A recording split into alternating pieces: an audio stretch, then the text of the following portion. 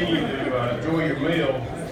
Apologize for the TV in the corner back here. We're having some connection problems, so hopefully you can see the monitor up front. Ed Henry couldn't be here today, but he sends his wishes, so maybe we'll hear from Ed later on in the first quarter. As I said earlier, it's a pleasure to have Cullman's legislative delegation with us today. I'll start by introducing Randall. He's serving his second term for District 11 in the Alabama House of Representatives, which includes portions of Blount, Cullman, Morgan, and Marshall counties. Randall's married to his wife for 35 years, Debbie. They have two married sons, Adam, which is an Alabama grad, and Cody, which is an Auburn grad, and a grandson, Ben, and granddaughter, Maddie Claire. Randall's retired director of Cullman County Commission on Aging, and previously was chairman of the Cullman County Commission for 2 terms, and mayor of Fairview for 4 terms. In the Alabama House of Representatives, he serves as vice chair of the Children and Advocacy Committee and chairman of the Senior Advocacy Subcommittee, as well as serves on the Financial Services and Local Legislation Committees. He also treasurer of the Rural Caucus. He's a member of the House Republican Caucus Platform Committee. It's kind of hard to say 3 or 4 times, which sets the caucus agenda for this season. A member of Joint House-Senate Pension Committee, which is studying the possible pension reform, and a member of the Joint House-Senate Sunset Committee, which reviews state agency boards and commissions. Randall and Debbie are members of the Welcome Baptist Church. And Randall, if you would, please come to the podium.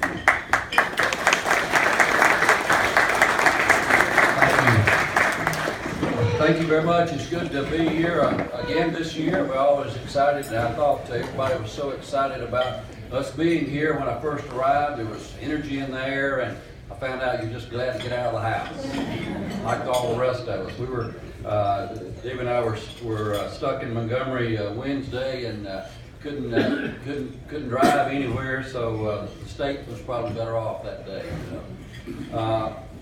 We have had a good session so far. It's off on a good note. Hopefully it'll stay that way, but you know, there's a possibility that it won't. But we've had a lot of positive news in the state of Alabama, not just the national championship, where we're always proud to have either Auburn or Alabama to win. But we also have had some great news in North Alabama, not only for North Alabama, but for the whole state, with the recent announcement of the Toyota Mazda project. And the thing that we're so excited about that, and the opportunity that it provides for our area and for the people of North Alabama. But there was something that really struck me about that deal. It's a side note about it, but it was the fact that Governor Ivey and Mayor Battle put aside politics to work together to accomplish the goal of getting that project here. Now that's pretty neat, isn't it? You just think about that. Here, they're both running for governor, but and they had to work together to accomplish that goal. Now that's the way politics really should work, and I think that they both are to be commended for it. We have to have our difference of opinion. We have to have our debates. We have a little situation going on now. This session recently, my friend in the Mobile area introduced legislation to take away our TVA money and put it in the general fund. That is huge for our towns and cities and county commission and roads and schools and community projects that has been very important to a lot of the economy of North Alabama, and certainly been important to the economy.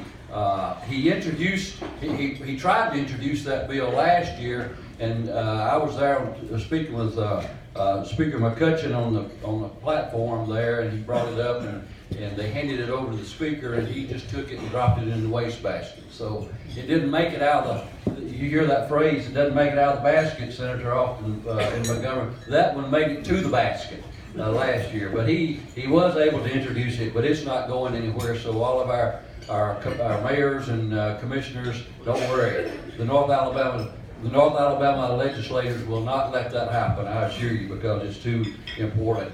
The budgets, I think we're blessed and fortunate that our budgets are better this year, our education budget and the general fund as well. And we're going to do, this delegation will do everything we can to take good care of our local schools, our local public schools, and also Wallace State, which is in my district. The general fund, we did something last year that was just almost unheard of in state politics. We saved, instead of spending all the money that we had a one-time substantial amount of money from the BP oil settlement, the disaster fund that was awarded to the state, and we didn't spend it all. We saved $93 million of it last year to put it in a savings account, so to speak, for this year, so that because we knew we were looking at $105 million at that time, an estimated $105 million shortfall for this general fund for this year.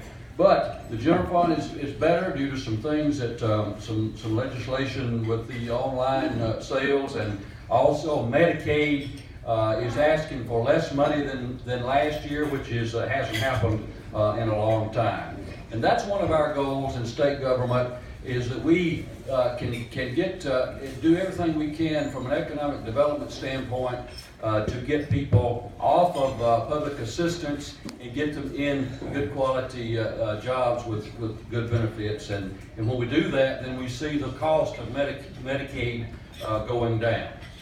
I'm going to close by just a couple of things. My new committee that I'm very thankful to have an opportunity to chair is the House Committee on Urban and Rural Development. We had our first meeting, and that is a new committee, so this being the 4th year of the term, we understand that we're just going to get organized and start trying to do some things for the next term for whoever is there with that committee. And it is a permanent committee, so whether whoever's in the legislature next 4 years, that will be an effort to develop urban and rural areas and address some of the impoverished areas of our state.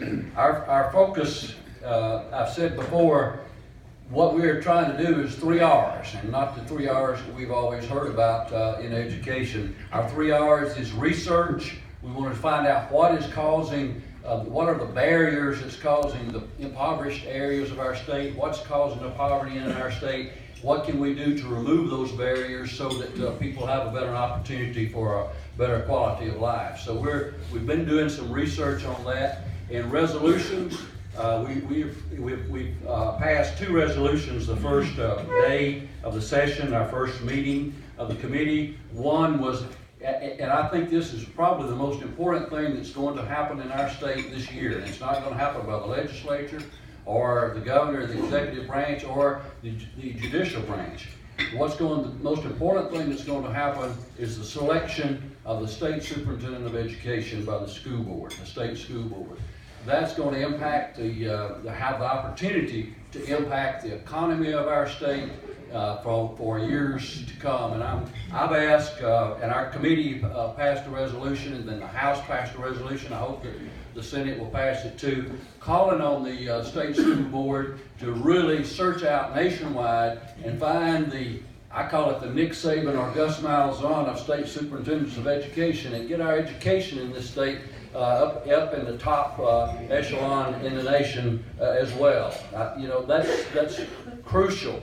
I just can't tell you how important that is in our state. And the second resolution that we passed the first day was calling on our federal agencies to improve the reimbursement rate for Medicare. We've seen rural hospitals closing all over the state in the last 5 or 10 years, and really when we look at it and do the research on it, that's one of the real problems for our rural hospitals is the reimbursement rate for Medicare is lower in Alabama than other parts of the nation. So we're gonna do that. So research, resolutions, and rattle the cages. on issues. That's what we're trying to do with this final year.